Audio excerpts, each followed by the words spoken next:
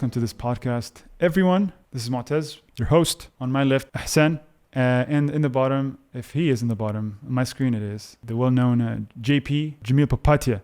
First, let's discuss what this podcast is about. What are the topics that we will be covering? So, Bismillah. Ihsan, Jamil, how this idea came about. Jamil and I have been in communication for quite a while now, ever since we had our initial podcast on Soul of Islam Radio about nonviolent communication, which was a good start. But over the years, we've both kind of seen the cultural direction and trend of the greater society. We found a lot of value in staying in contact with regards to manhood, strength, masculinity, sort of a lot of the social things that are going on. Like I think we've both found it quite valuable to be in conversation about these things because there isn't enough, I think, good information, especially within the Muslim community, specifically with regards to these issues and I think the unique challenges that we face now. And a lot of times we thought, man, there's so many great things that come up in these conversations. It would be really good to share this with other people. In fact, so Jamil and I, we did a Futuwa retreat, sort of a virtual retreat some months ago. And a lot of the guys that participated in that had tremendous, I think, feedback, positive feedback, appreciation for an opportunity or for an event or a resource like that. A lot of the intention is just to take this conversation out to the larger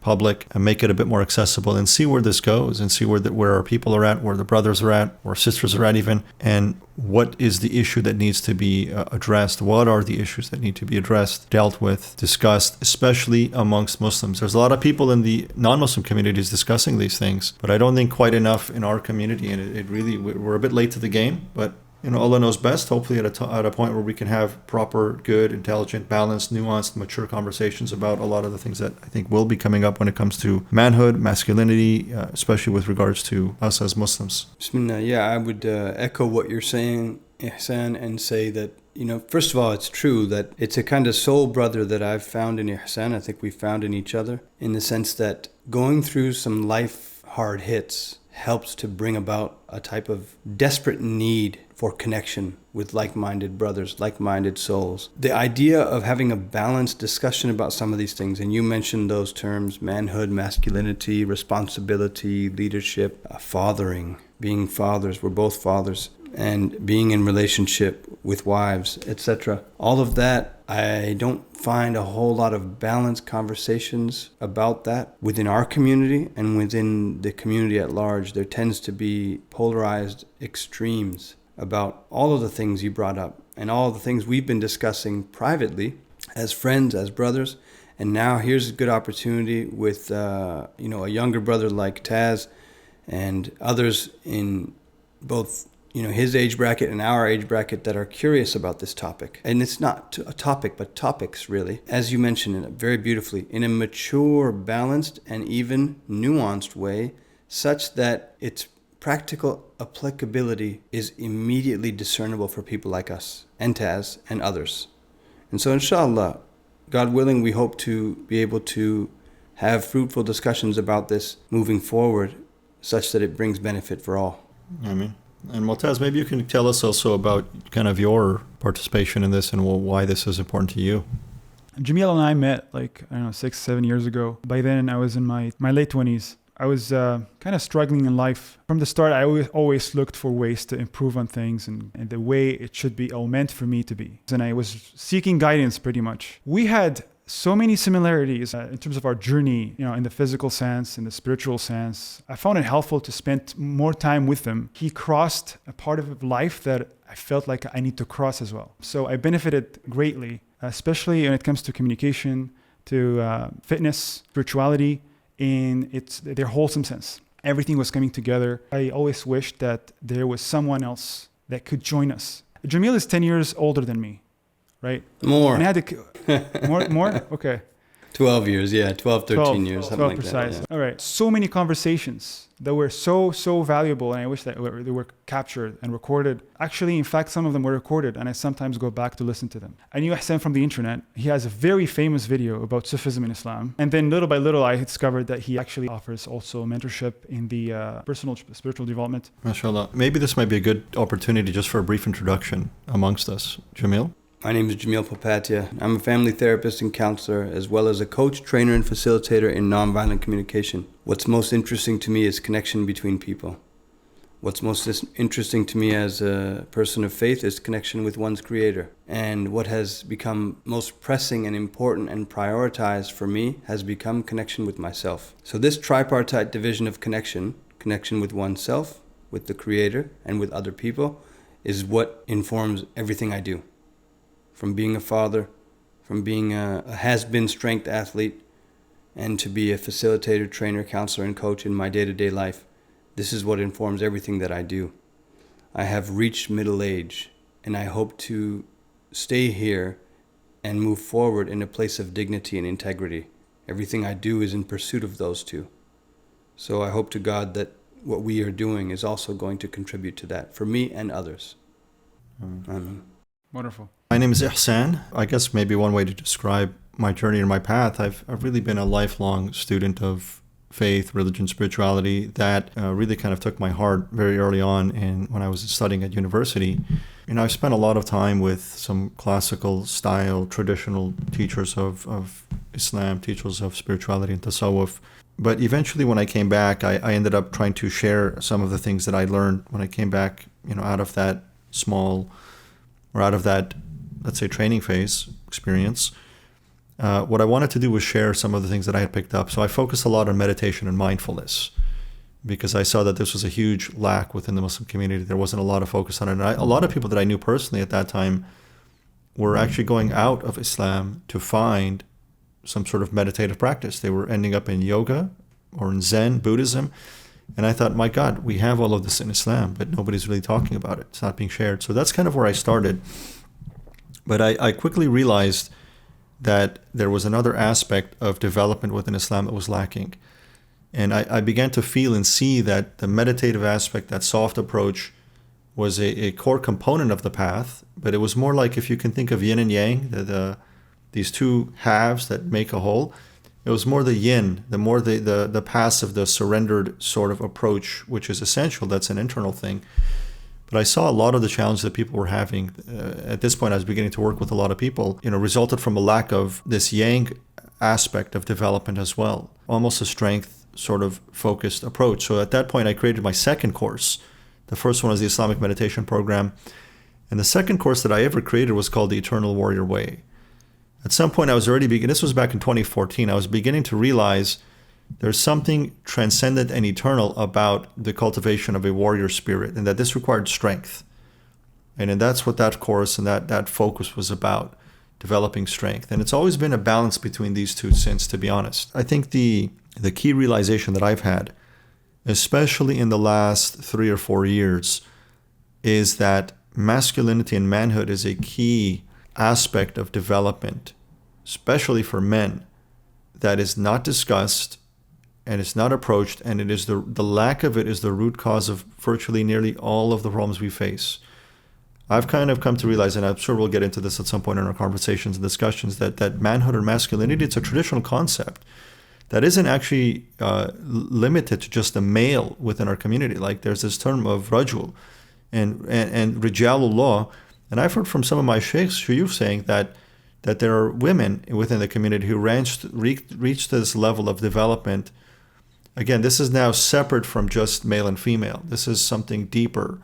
It's a type of maturity that they're discussing that has a lot to do with strength, responsibility, and our ability and capacity to act as servants and emissaries or deputies of God, of the Creator. And that requires a certain type of development that our culture, our society, our world isn't really offering us at this time. I'm sure that sounded a little bit confusing, but hopefully I will be able to dive into it a little bit more when we get into some of our conversations. It does seem like there's quite a bit of commonality for all three of us in different experiences and different life paths and choices. It seems like what's common for all of us is a knowledge of ourselves and of our purpose.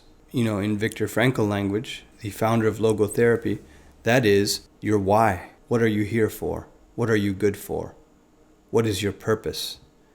Now, when we say, what is your purpose, flat secular circles tend to jump to, it's to become the best teacher I can be, become the best software engineer, counselor, basketball coach, etc.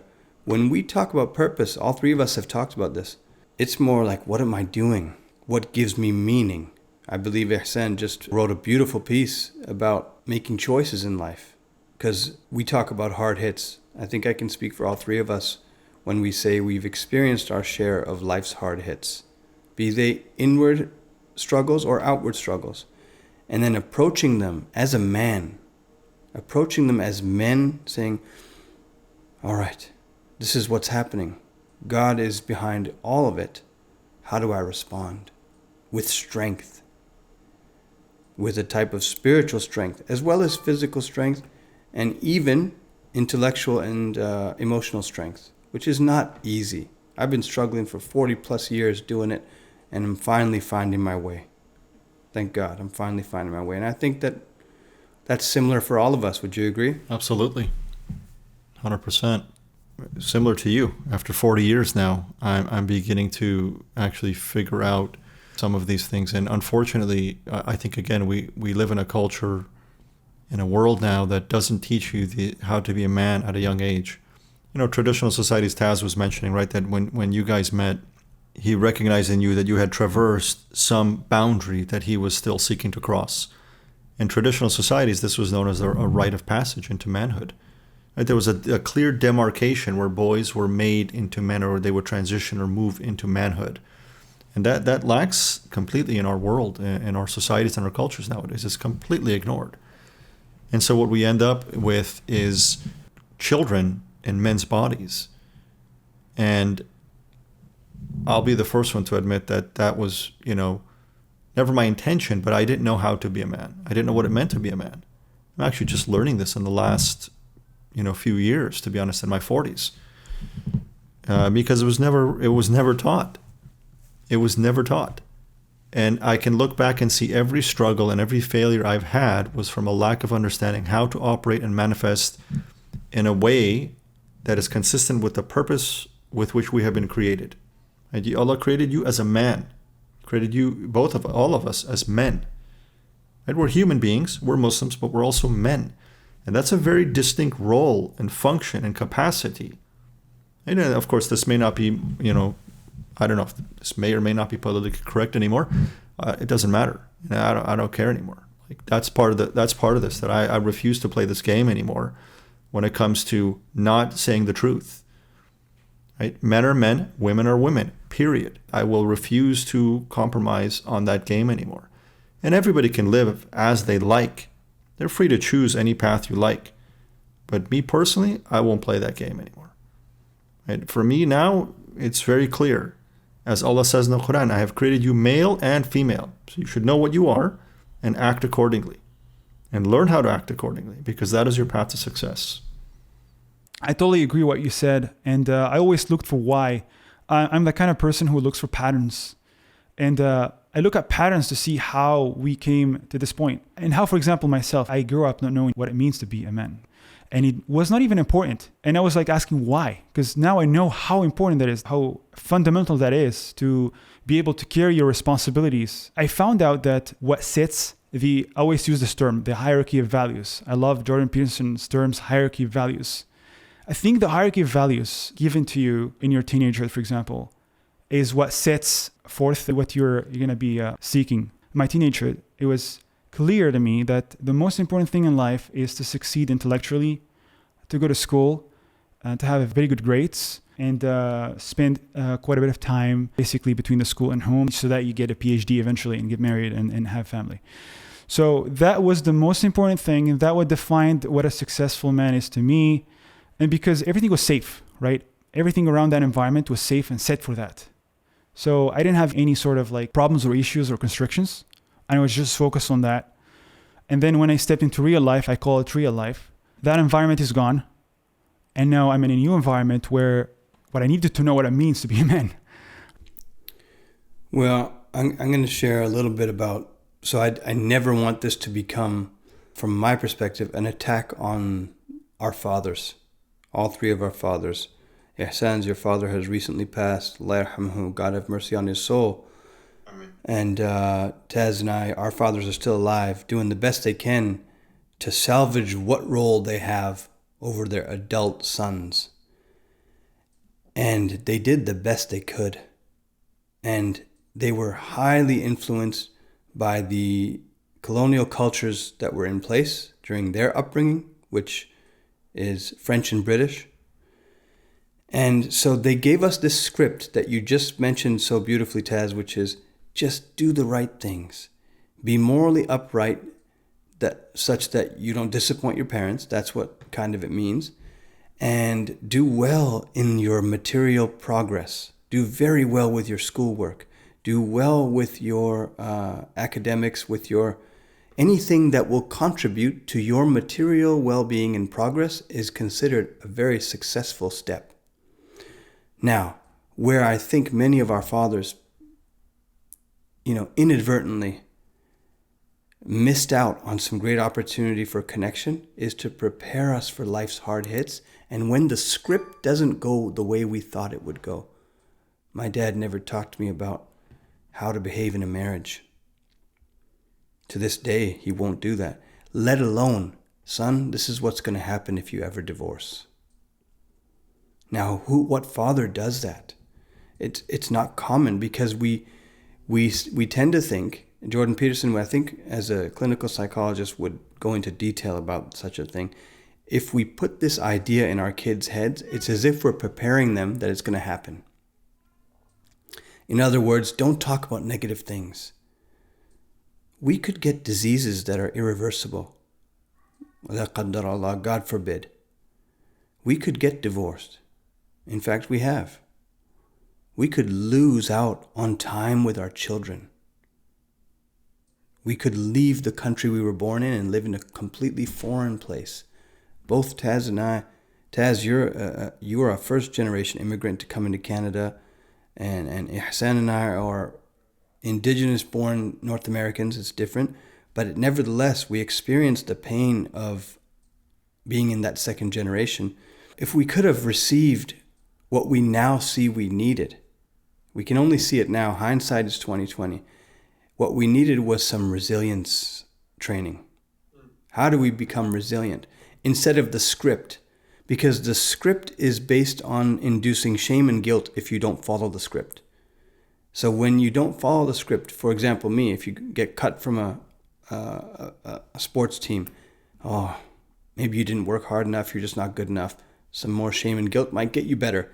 Or you didn't do well in school. Some more shame and guilt might get you better because you're not fulfilling the script that we have written for you, the parents, fathers, mothers. That's not really the best way to raise children. I'm saying that now as a father of a teenager and an almost teenager. Ihsan has more experience than I, having raised 4.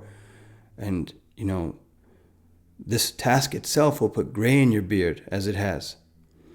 So let's take a second to just have some gratitude for the best that they could do, knowing that we want to actually do something new for our children. And may Allah facilitate ease in us doing that in a different way than them. Amen. Can I just jump in and respond to a few things there? So just for the record, I actually wasn't born in North America, but I did emigrate with my parents at a very young age. I was maybe 4 or 5 years old at the time, but essentially grown up in North America, and for the most part, very, very Western raised. But a few things that you guys said here, right, in terms of this indoctrination, study hard, get a good job, make money, have this safe, comfortable little life. All of that is very feminine. If you think about it, it's a very feminine type of indoctrination process, right? Because it all relates to the material world, to the horizontal plane of our existence. I don't know about you guys, but I certainly wasn't raised with a strong vertical component, right? This masculine component, where is focus first and foremost on your purpose. And we've lost this as a community, as an ummah. It's really tragic that the main focus in the Muslim community now is this: study hard, get a reputable career, make money, have a nice home, have a nice family. It's all the material horizontal plane of existence. And this is actually from the masculine, this vertical component of training and development and conditioning and preparation. That first and foremost, you are a servant of Allah. Don't ever compromise. You've got to know what your boundaries are, what you're willing to do, what you're not willing to do, and never compromise your role, first and foremost, as a servant of the Creator for this world. Right? We're not taught that. We're not taught that at all. And so over the years, we find ourselves actually becoming more and more estranged from who we truly are and increasingly unfulfilled. And people try to fill that vacuum with more stuff, because that's the only formula we've been given. This is the path, as you said, Taz, to success. When in reality, it's hopeless like that. Only takes you further away from what we truly are, what we're meant to do in real success. So I want to take a moment here to, when you said servant of God, actually, I didn't know what that practically means. I grew up in a conservative family, quite religious outwardly, and I totally appreciate that. That was wonderful, and I really am appreciating of that. And it has its benefits. But I never had like a genuine understanding what it means to be Abd Allah, right? I didn't know what exactly that implies practically. So now I know, but I'd like you, if you're okay with that, to shed light on what it means to be a servant of God in your perspective. Sure, Taz. Yeah, I'll just say that simply it's to be able to execute the will of God within creation, to be a deputy of Allah as He has created us to be. Right? He created a deputy, and from him then of course created his mate, his spouse, his wife. But He said, I am going to establish a deputy on the earth to execute my will, to represent me. And first and foremost, what is that? Well, it's first to manifest within ourselves the reality of Tawheed, La ilaha illallah, Muhammad Rasulullah, and then to carry that forward, make that accessible throughout the world, and I would say even beyond our world, right? To serve as an emissary of the Creator, as a representative of the Prophet, first and foremost. Second is business and trade and family and everything else. And again, this is where we as men have lost and haven't been taught properly that first must come your sacred purpose. David Dita talks about this in The Way of the Superior Man, that a man cannot compromise his purpose. And if he does, he actually becomes an unattractive man, right? He's not even attractive to the feminine at that point, because for the masculine, purpose must be what drives them. And that's what gives you meaning and purpose and identity. And that's actually what's attractive to the feminine. That's what's valuable to the feminine. And this is a non-Muslim speaking about this. So what about us who have been created specifically for and with purpose? And we've completely disconnected from that. Our purpose has become making money. Our purpose has become owning things. Acquiring things. I was just going to say, amassing things, the accolades, and our societies are, you hear people talking about the difference between the traditional world and the modern world. They're all one now. The modern world has made an seemingly irreversible imprint on the traditional world, where they are just pale imitations of us in the West, in that if only they could get the gold and silver that they think we have in the West. And therefore, they are just as materialistic, and they're just as you mentioned, horizontally focused. This is tragic for us, because as you said, it's a sacred purpose. It's not a worldly purpose. It's beyond tragic, because the West is beginning to wake up from this. And you can see a lot of people in the West are now looking for spirituality. And so they end up looking towards the East, whereas in the East, they're still looking towards materialism, that this is the way forward. And the reality is that the result of that is slavery. And we become slaves with that mindset to materialism, to the world, completely disconnected and lost from our purpose. And then we raise another generation to do exactly the same, because that's all we know. Yeah, study hard, get a good job, make money, as if that's all that matters. And we're raising another generation of slaves. So going back to your question, Taz, I would say again, a servant of God is that first and foremost, we are slaves to Allah. We are slaves to our Creator, not to this world and not to anything in this world. And that is manhood. And that's a key component of manhood. And that must be awakened and developed within men in this ummah. And again, I'll say this too, and then I'll step back for a second. Men are the first line of defense against shaitan, against Satan and his seen and unseen armies. And there's a reason why in the modern world, manhood, masculinity, and strength is so disparaged and diminished. They know exactly what they're doing. I mean, unless we are non-believers, I don't know why the Muslim community, and this is where this stuff gets to get very personal for me. I don't know why the Muslim community pretends like Satan doesn't exist. And he hasn't been plotting and scheming for the last 10,000 years how to destroy humanity, and that the world we live in is a direct result of his engineering for millennia. Culturally, systematically, everything, every which way. And we're just kind of going along with everything like, yeah, it's fine, it's all good. He is plotting our destruction. And we are not preparing ourselves to deal with him on a daily basis or to stand up. Like, where's the strength? Where's the resilience? Where's the faith? Where's the fortitude? Where's the courage? Where's the belief? Where's the valor? Where's the honor? Yes, Ihsan. I look back on myself before kind of awakening to what I need to be awakened for or meant to, how I saw Shaitan, for example. You know, there are so many layers of covering that are on top of these eventually ultimate things. Like Shaitan is the root of these forces that are kind of going against the human benefit. And it's so hard to realize them, and it's so hard to treat them as something that is real. It almost becomes like a folklore or something, you know? So at the practical level, a daily level, like minute by minute, there's no real like consciousness about that. You know, when we watch a movie like The Lord of the Rings or, you know, Superman or the Marvels, the main forces are basically manifested as personalities. They have a look, they can see them, and almost becomes a reality. You see right now adults watching the Marvels. So they are actually enchanted by it because they can see it. In their real lives, these forces are just asatir al-awwalin, right? They're just the myths of the past. So I think the foresight of the modern human being is so weak that we cannot actually see those forces. They're hidden by so many covers. We cannot see them. If these forces are real in our belief system day to day, it becomes a real motivation to move towards embracing manliness, for example, in its sacred sense. It really becomes a real motivation. And that's the rupture I saw in my growing up, right? It was all here, all ideas. And I couldn't see them manifest in my real life. If there is a rupture in your belief system, your heart will not respond. One of the sad things that Ihsan alluded to, which is this inversion of reality.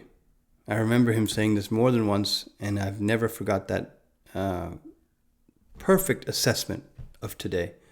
The inversion of natural order is that, you know, you talked about the hierarchy of values. There's also the hierarchy of creation. At the top of that creation is, of course, the holy beloved Prophet Muhammad sallallahu alaihi wasallam, the best of creation, and then the prophets, and then the saintly men, and then it's the general population of the globe, the entire Bani Adam, children of Adam, men, followed by women and children, and everything else in creation. We have failed as a society, as a community, especially as a religious community, to recognize the role of leadership, authority. It's not popular to talk like this. Leadership, authority, and power that is attributed to men because of their role as leaders in the family. We don't even see that anymore, really. Leaders in community, well, we see that, but we see it in a very superficial sense where they like to be leaders. A lot of men desire leadership in community. And then when they go back to their homes, they are in an indentured servitude relationship to their wives. Those aren't leaders. Those are people who have very powerful egos. What is it that the Prophet Muhammad said that the worst quality for a leader is one who wants to be a leader? You know, in community sense. In the home, it should come naturally as a father, as a husband. That has now become inverted, where men are taught from a very young age.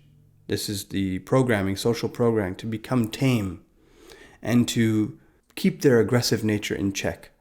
If you don't have an outlet for that aggressive nature, and as a father of a son, I can vouch for this, it will come out in ways that are most destructive if you don't have it in a natural place.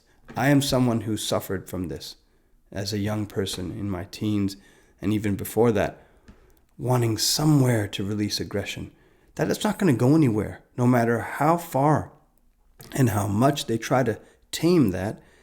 That's part of being a man in today's world. And it starts when you're very young, We have completely inverted this and say, no. And then when a female, a little girl or a woman of some sort behaves aggressively, even hysterically, it's more than tolerated. It's applauded and celebrated. So this is the inversion that is most troublesome for me to think about. And Ihsan and I have talked about this at length. And again, it's not politically correct to talk about it even, let alone try to reverse it. And I hope that what we're trying to do is reverse this a little bit. This is not to say that we are seeking power, authority, leadership. We would like the natural order that God has created the world to have some return. That's it. This is a big part of that. I would say we just need to have the conversation so people can know that there are options. Mm-hmm. That they can know that they have a choice when it comes to how they want to live. And everybody's free to live however they like to live. But in my experience, if we follow divine guidance, it's the best chance of happiness and success, health and harmony for us. So you mentioned a lot of things there, Jamil, which at some point we're going to have to actually dive into for clarification. Leadership, what does that mean even? You talk about power and response. And I would add to that responsibility. You cannot have responsibility without power, and you can't have power without responsibility. Right now the modern world wants to allocate power without responsibility and take away power from those who have responsibility, which is, again, a recipe for disaster. We'll get into that at some point. You mentioned aggressiveness, and this would now be seen as toxic masculinity, which is a joke because that's how Allah created the masculine, to have this aspect of himself, and to what end, to what purpose? Mm-hmm, mm-hmm. Well, he says fighting has been enjoined upon you. Fighting has been prescribed for you. And if we didn't keep a people in check by others, the world would be overrun by corruption. Mm-hmm, we think of one of the greatest men that we know in our history, Sayyidina Umar, the great companion and Khalifa of the Prophet ﷺ.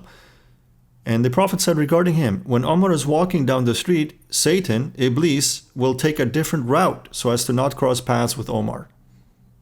Right? That's because of his strength, because of his manliness. Imagine if we had a nation of such people, or thousands of believers that had that type of power, energy, capacity, let's say presence, that Satan would be afraid of them. And we have the opposite now. Satan is riding, the world. In fact, maybe quite excited with our lack of firm resolve. Maybe he's quite in a celebratory state with us in the way we acquiesce and surrender. We're going to talk about some of the things that the society is asking us to surrender to. Let's say from March 2020 onwards, we've had one onward over and over and over again. Give in, surrender to more than one thing. Whether it be the indoctrination of children in schools, whether it be to unnecessary, even dangerous, lethal medical interventions. Experimental medical procedures. Exactly, yeah. We are subjects if we continue with acquiescence and surrender. We become subjects. We're actually supposed to be servants of God. And I remember Hamza Yusuf a long time ago praising slavery. And I thought, as a 20-something, I thought, what's going on? How do you praise slavery? If you're not a slave to God, you will certainly be a slave to something else. So embrace your slavery, he said in the early 2000s. I'm like, yeah, I don't want to be a slave to anyone or anything, right? A salary, this. So I guess I better be a slave to the one who created me. Moderns don't like this language. I didn't like it. There's something that happens when you cross 40. You start to appreciate all the things that you didn't appreciate in your 20s and earlier. And that's what has happened is yes, if I can be a slave of God, my creator, then I do not agree. I do not consent. And I am not contracting to be a slave with anyone else or anything else, whether it be the materialism, whether it be the World Health Organization, whether it be the mosque board of directors. Or your ego. Or a sheikh posing as your leader or father figure who demands 100% complete obedience to you. Sorry, when you're a slave of God, you can't be a slave to anyone else, anything else. So, we're going all over the map in terms of what we want to talk about, and I think that's fine. I enjoy it. I've been trying to start to link the dots because, we've been all over the place. It's everywhere. And to do that, I would like to go back to aggressiveness. I want to say two things. So aggressiveness is not violence, right? So a lot of people mix up these two. So what I would say to that, Taz, is aggression can mean violence. In my language of nonviolent communication, we have the protective use of force or violence versus a type of punitive use of violence or force. The punitive one being the one that if we can avoid it, we want to. We don't want to play God. But at the same time, we want to be ready for violence should it present itself to us, and we have to now protect. Okay, in the Quran, what is aggression? The verse that I'm thinking of when you say that is, that the believers are described as ashudda al-kuffari wa ruhama bainahum. So they are fierce with the disbelievers and merciful to one another. I don't know if that means in an actual physical violence sense. It could mean that because, as we know, the story, the lifetime of the Prophet Muhammad sallallahu alaihi wasallam tells us that their enemies, the pagans, the Quraysh, would have fear at seeing the armies of the Muslims because they know that a type of defeat is about to happen. And it's not a defeat of just words. It's a physical defeat where heads could be rolling around. And so that inevitably, that's a part of violence, but it's a protective part of violence. It's not a aggressive, maniac sort of blood-hungry, bloodthirsty kind of violence where it's for no purpose. Violence for a purpose is a praiseworthy violence. Okay, so that brings us to point number 2. Of course, the aggression outwardly could manifest as physically, fighting. This is how I understand aggression inwardly. Taming the self. The outward aggression is not coming from a self, an ego thing. You want to take revenge. You just want to fight, to show how powerful you are. You're doing this for a purpose, a sacred purpose, and yourself has nothing to do with it. I mean, that's a direct reference to Jihad al-Akbar, the greater jihad, the inward jihad against the self. And I remember the story of the great Sayyidina Ali, karamallahu wajhahu, when he overcame the unbeliever who was waging war on them, and he was about to sever his head, and the man spit on Sayyidina Ali. And at that point, he felt anger inside of him, right, at this act of really unmanliness and disrespect. And as soon as he felt that anger within him, he lowered his sword. He refused to kill him in that moment, because then his action would have been corrupted with self, with ego, rather than being purely for the sake of Allah.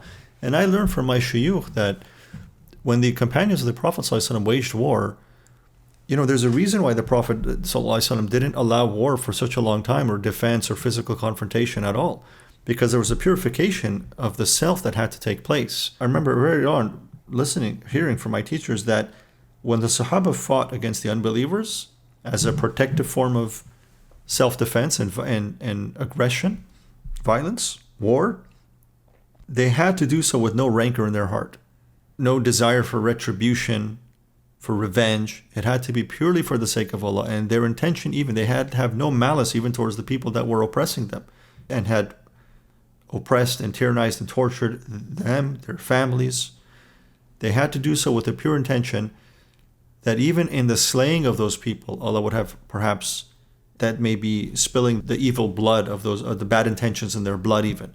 I won't go into this now, but even in fighting the kuffar at that time, right, they were at such a level of perfection that they had no malice in their heart. They were doing it because it was what was required for the survival of the ummah. Going back to that point, Ihsan, when Imam Ali removed his sword, in that case, fearing that his ego might be involved in the slaughtering of that man, the man approached him afterwards and said, "You could have killed me. You could have actually taken my head off, and you chose not to." And then he explained what you explained, which is, I was fighting you for Allah's sake, killing you, ready to kill you for God's sake. And when you did what you did, there was a part of me that came into it, and I didn't want anything of my action to be for me. That man, later on, that man became Muslim due to the integrity and the nobility of Sayyidina Ali's character. So nothing but good comes from when you tame yourself. So to answer Taz's good question about the inward aggression, whether it's inward or outward, as our teacher tells us, if you can't tame your inner beast, you don't belong in the outward world of aggression. You will be beheaded within seconds, or shot, or killed. It's the yin and the yang again, that balance between the two. You guys have mentioned Jordan Peterson, so I guess I might as well. He said you have to become capable of violence. You have to be a beast, but then you have to learn how to control it. Right. In other words, quoting him again, that's a really beautiful thing. And of course, he will stimulate, if you will, or trigger a lot of people when he says, a harmless man is a useless man. It's true. Right? It's true. Everybody knows it. Right. Everybody knows in other it. words, you should have the capacity, a man ought to have the capacity to inflict harm, whether it's with articulate words in your writing, in the case of him, a very articulate person, his speaking and writing and his intellectual contribution, or physically. Our brother Habib, now retired, is an extremely harmful potential, right? I mean, he in the cage, he can cause quick death, but he's tamed such that he chose to not strike if he could strangle, to the point where the surrender could happen and no permanent damage would happen to his opponent. That's a well-trained soul, right?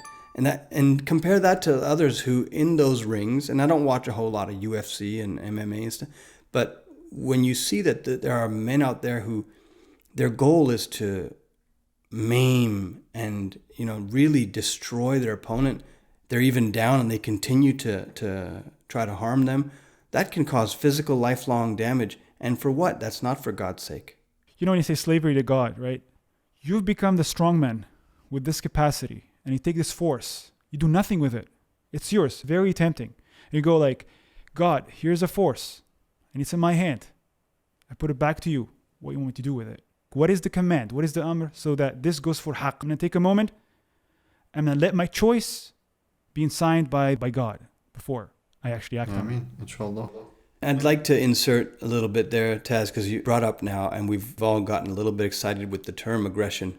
And I want to just reiterate for us and others is that this isn't a call to senseless violence and aggression.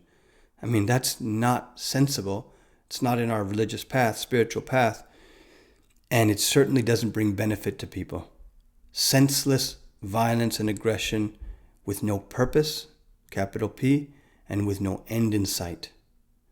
When peace is in your soul, it's going to happen around you. If you're a person with a very disturbed soul, you will not present to anyone as a person of self-restraint, control, and even measured harm, right? Like, when we meet our teachers, our neighbor here, even in Vancouver, the term that was used by my friend, one of my workout training partners, was, "Hey, thank you for introducing me to this man." I said, "You seem to take a liking to him." And he said, "His nature is that he's not conquerable. He's indomitable." I said, "Perfect. That's the best description I've heard, is that you cannot faze him." Now, anyone who's met teachers like him knows that he's anything but violent, anything but aggressive, but you will sense a nobility and even stately presence just by spending a few minutes with him. And that's what happened to my friend. And so may Allah guide my close friend to the path, the spiritual path of Islam, and bring us to a point where we can at least take some more steps to become noble and indomitable. Inshallah, God willing. I mean, if I can just add to this, because again, we're on this topic now of aggressiveness, violence, and the capacity for it. If this isn't disciplined from a young age, if it is not properly directed and routed towards a noble end, it will manifest, as you said earlier, Jamil, in a very destructive way. And we see this now with, for example, especially in the West, the more that they denigrate the role of fathers in homes and the cultivation of manhood and masculinity, the more we're seeing, for example, violent crime, especially with these school shootings, these young shooters, most of them coming from single mother households. There isn't a father figure present typically, right? But it's manifesting in a very chaotic and destructive way. And I can say that one of the most poignant and relevant movies I have ever seen on the subject is The Joker, starring Joaquin Phoenix. I don't know if you guys have seen that. It's a powerful movie. It was a bit difficult to watch, but it's a perfect characterization of what happens to a man who lacks the masculine in his life, and he's actually seeking it. It's a profound story. He's actually seeking it. He goes and tries to find his father, who ends up rejecting him, right?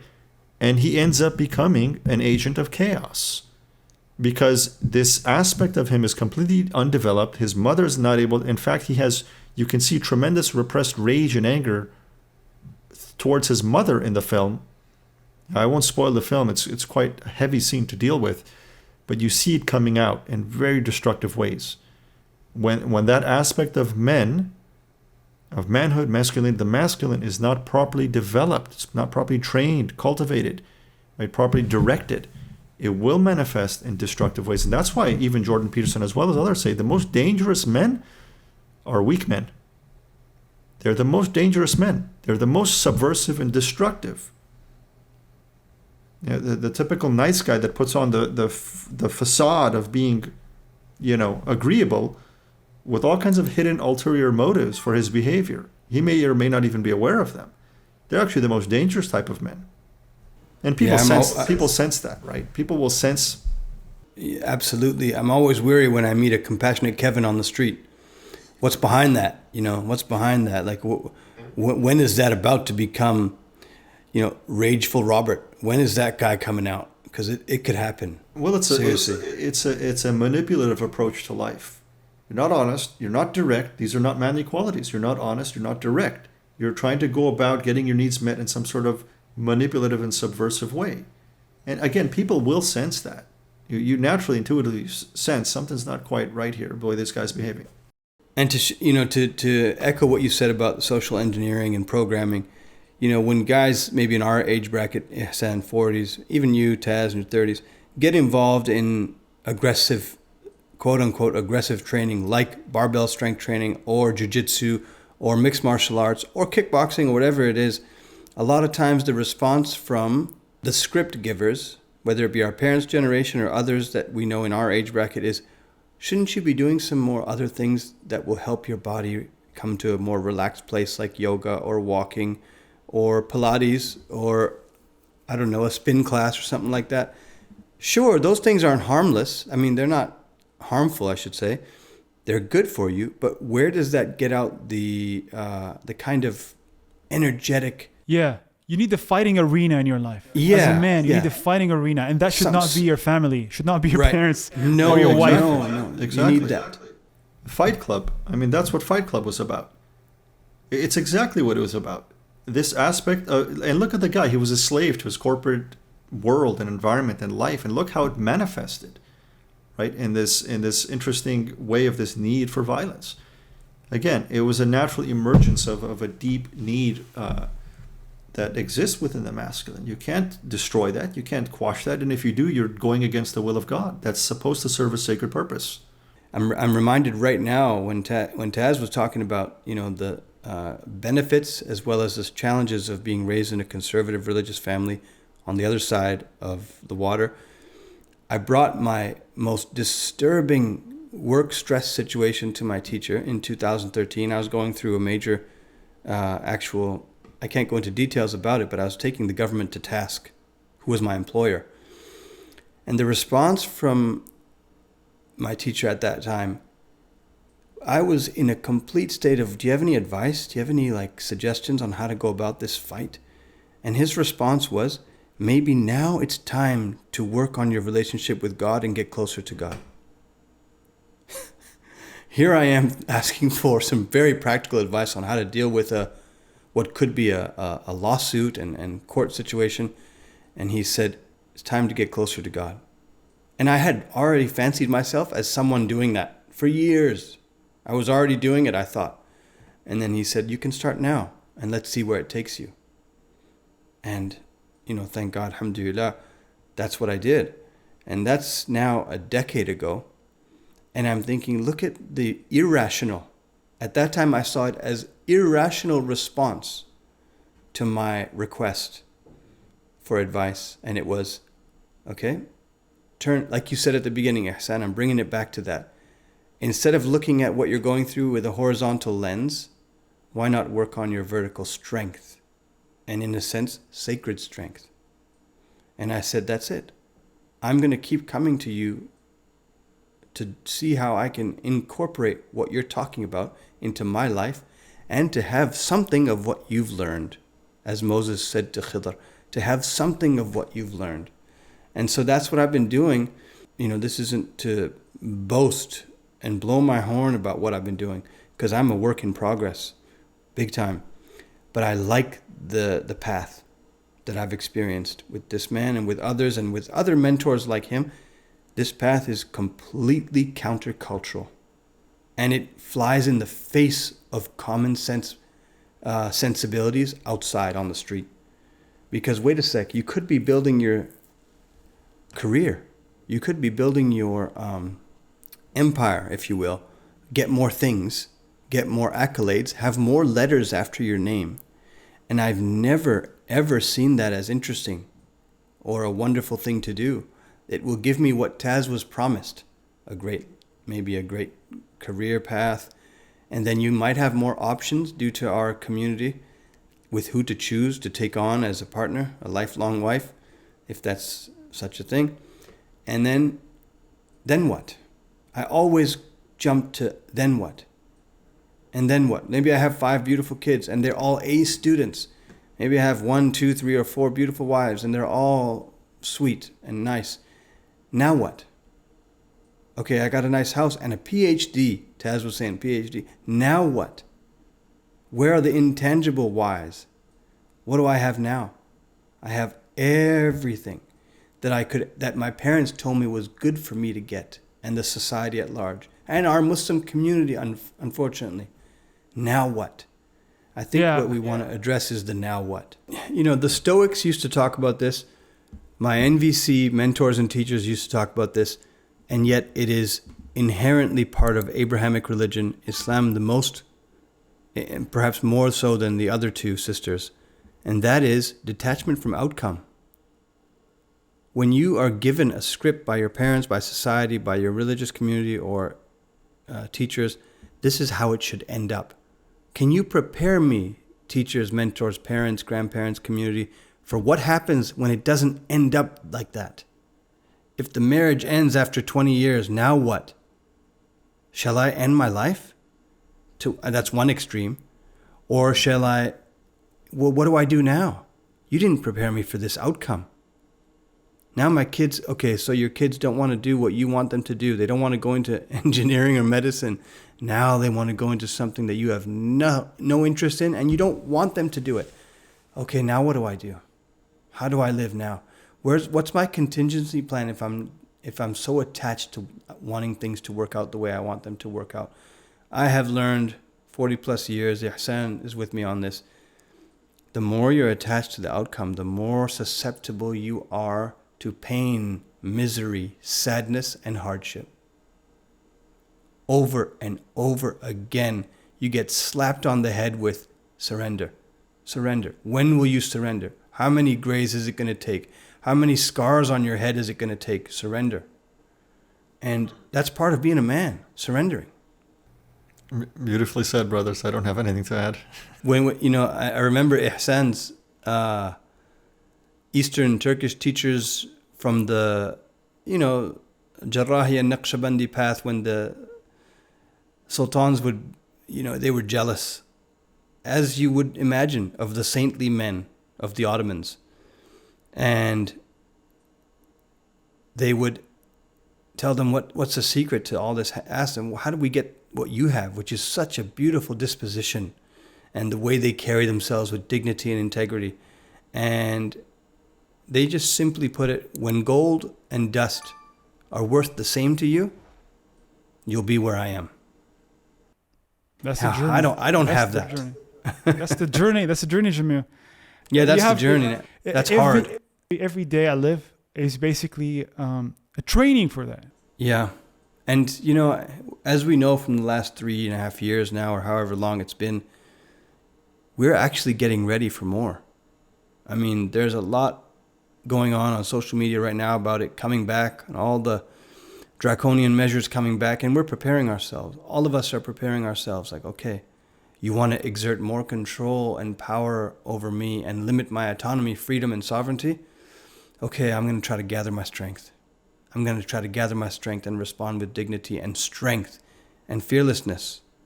And it's not fearlessness that we're going to get to, but it's a matter of feel the fear. It's here. It's happening. I'm shaking. I'm trembling. Now I'm going to respond courageously, knowing that I'm fearful, that I'm scared.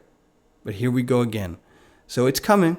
We're getting ready for it. We're going to continue having these discussions during it, in it, and we prepare ourselves and others for it. And by God, we can be ready for it. We're good. I think we got 10 minutes left, and it's a perfect place to start on a protein shake. Yeah, I think so. I think I'm in need of one. I mean, I haven't had breakfast yet. I've only had a giant liter of coffee. That's about it. I haven't had even that, just a cup of water. Amazing. That's why you're calm and chilled. You have no caffeine in you. You're calm, chilled. You got no coffee circles on your face, nothing. I'm not sure how calm I was earlier, but when the topic gets, on something sensitive, we'll see. And they will get more controversial. It's bound to happen, and may it be so. We have talked about numerous topics, not in a structured way, but there was quite a bit of insights and maybe valuable shared experience. So hopefully our next podcast will be more structured. Right now it's kind of sensing what kind of topics we can talk about. Maybe from this episode we can tailor a list of topics. More future episodes. And the theme that keeps coming back is how we make meaning, how we derive meaning from everything that we do. And if we have meaning, I remember reading early on from people like Viktor Frankl that the most trivial pursuit is the pursuit of happiness. Yes. A fleeting, trivial pursuit. But pursue meaning, and then what happens is you become strong, indomitable, because there's even meaning in your hardships. And of course, we read the stories of the awliya, the saints of God, who not only find meaning in their hardships, but even a sense of joy. Okay, maybe we may or may not reach that, but we can at least try, right? It's like when you put some weight on the bar and you think, oh boy, I'm not sure if I can actually squat that weight there, but I'm going to try. And I got 3 people behind me to help me if I don't. You're going to try your best to get there. And if you don't, you're not going to kill yourself and say, I should have got that. You're going to say, I might get it next time. I'm going to keep working at it. But the goal is there.